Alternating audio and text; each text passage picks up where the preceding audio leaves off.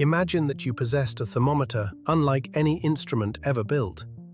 A thermometer that could survive inside a star, that could cross the shock wave of a supernova, that could approach a newborn neutron star and measure matter compressed and heated beyond anything found on Earth. Where would you take it? Perhaps into the center of the Sun, where hydrogen nuclei collide at 15 million degrees. Perhaps into the collapsing core of a dying star, where temperatures can rise beyond 100 billion degrees. Or perhaps somewhere even more extreme, near one of the most violent objects in the cosmos. You might travel across the universe searching for its greatest furnace. And yet, after crossing stars, nebulae, and galaxies, your thermometer might lead you somewhere completely unexpected. Back toward a small rocky planet, back toward Europe, and finally beneath the border between Switzerland and France. Because for an almost unimaginably brief moment, the hottest matter humans have ever measured is created here, on Earth.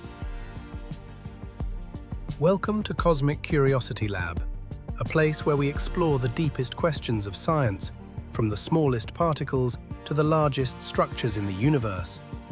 Today, we are following the story of the hottest matter ever created, what it can teach us about the Big Bang, and why one of the smallest places imaginable may hold clues to the history of everything.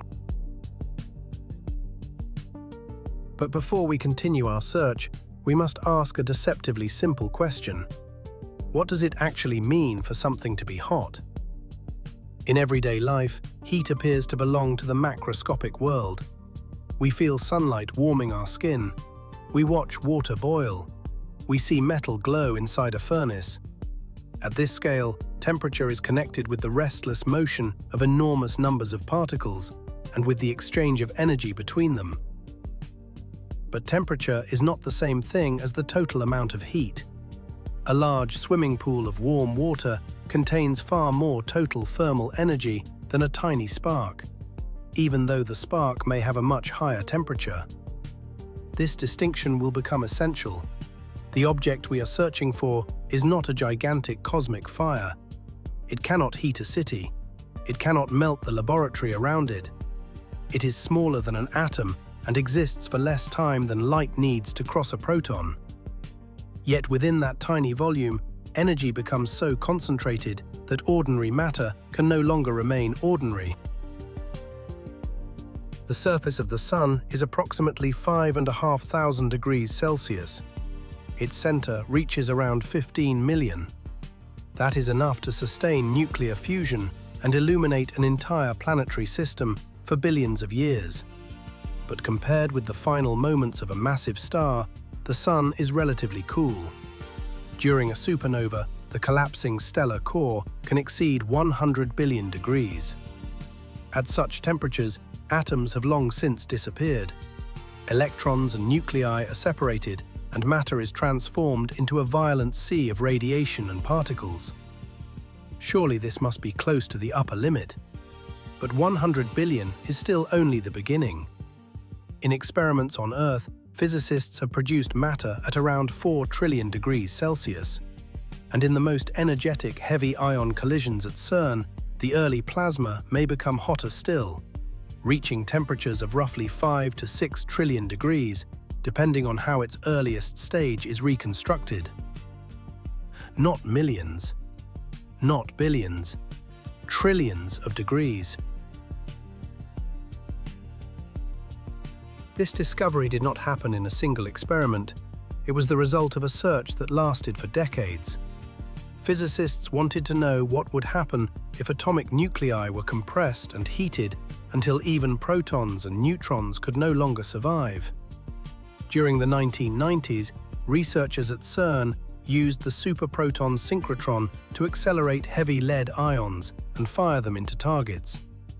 In the year 2000, after combining results from 7 experiments, CERN announced compelling evidence that a new state of matter had been produced.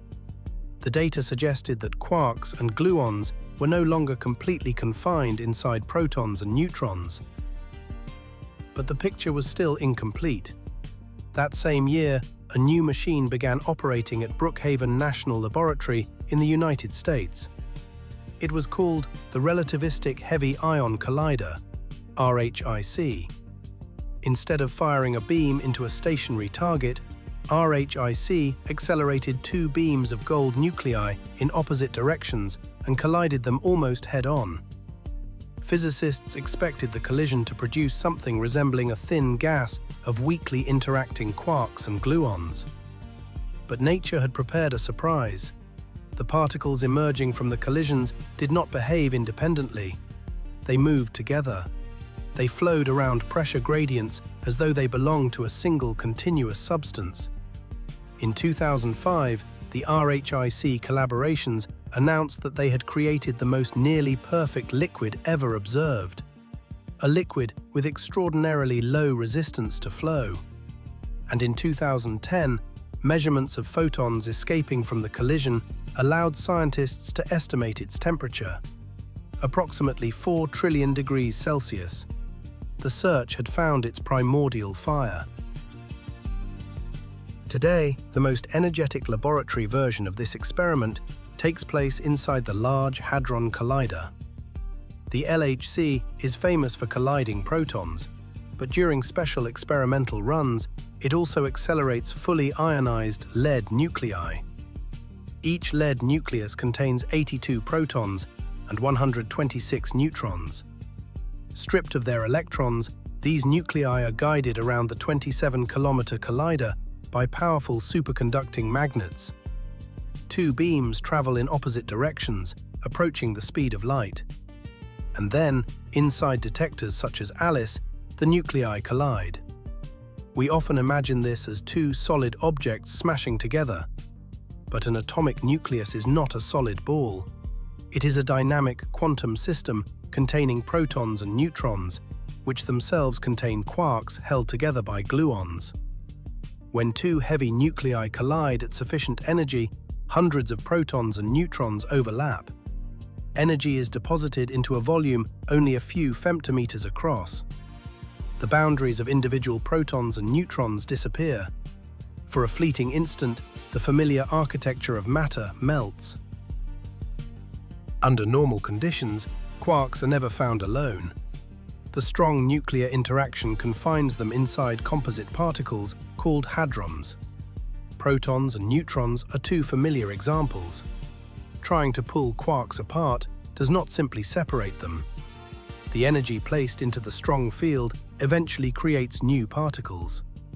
But extreme temperature changes the situation.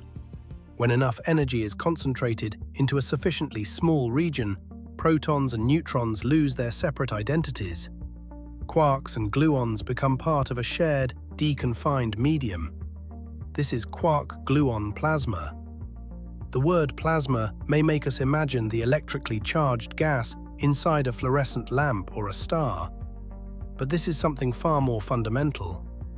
In an ordinary plasma, electrons are separated from atomic nuclei. In quark-gluon plasma, the nuclei themselves have dissolved. We have moved beneath atoms, beneath nuclei, and beneath protons, to the level of the particles and fields from which ordinary nuclear matter is constructed. And remarkably, this primordial substance does not behave like a chaotic cloud. It flows like an almost perfect liquid. Of course, no physical thermometer is placed inside this fireball. Any ordinary instrument would be unimaginably larger than the object being measured.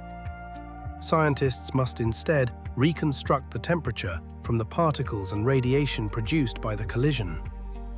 One of the most valuable messengers is light. Photons emitted during the early stages can escape the strongly interacting plasma with relatively little disturbance. Their energies contain information about the temperature of the environment in which they were created. Physicists must then separate these thermal photons from many other photons produced during the collision. Other measurements examine pairs of electrons and positrons, the collective flow of particles, the suppression of particle jets, and the behavior of heavy quarks moving through the plasma. No single observation tells the entire story. The temperature is reconstructed by combining experimental data with models describing how the fireball expands and cools. This is why the number is not simply read from a dial. It is inferred from the traces left behind by something that vanished almost as soon as it came into existence. The hottest matter we have measured is known only through its aftermath. Creating the highest possible temperature is not the real purpose of these experiments. The record is only a consequence of a much deeper question. What was matter like before protons and neutrons existed? According to our best cosmological models, the universe passed through a quark-gluon plasma phase during its first few microseconds. Space was filled with an extraordinarily hot and dense medium of quarks, antiquarks, and gluons. As the universe expanded, it cooled. Quarks became confined inside protons, neutrons, and other hadrons. Much later, protons and neutrons formed atomic nuclei. Electrons joined those nuclei to form atoms. Gravity assembled atoms into stars and galaxies. Every visible object around us is a distant consequence of that cooling process.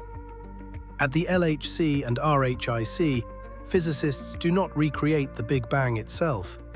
They do not reproduce the entire young universe, its expansion, or all of its conditions. But they create tiny samples of matter governed by similar physics.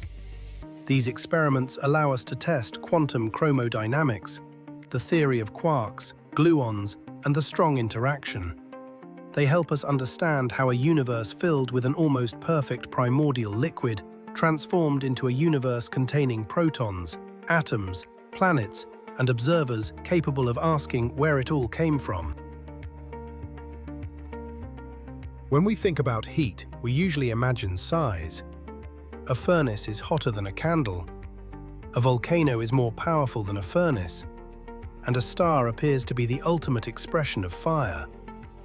These are images from the macroscopic world, a world of objects, surfaces, molecules, and the transfer of energy across distances we can see.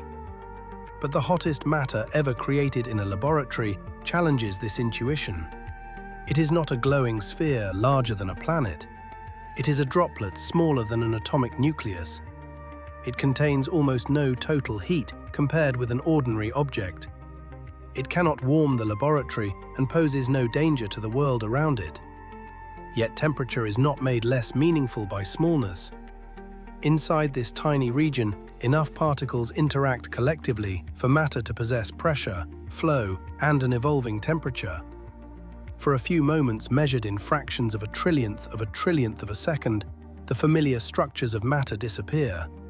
And in their place, we glimpse a state that once filled the entire universe. That may be the most extraordinary part of the story. To study the largest possible object, the universe, we sometimes have to examine the smallest possible region. To understand the first moments of cosmic history, we do not always look farther into space. Sometimes we build an experiment beneath our feet. And there, inside a microscopic collision, the universe briefly reveals what it was before stars, before atoms, and before light could travel freely across the cosmos. The hottest known matter created by humanity exists almost nowhere, and for almost no time. But within it lies a chapter of the history of everything. This is what curiosity looks like, at the edge of science.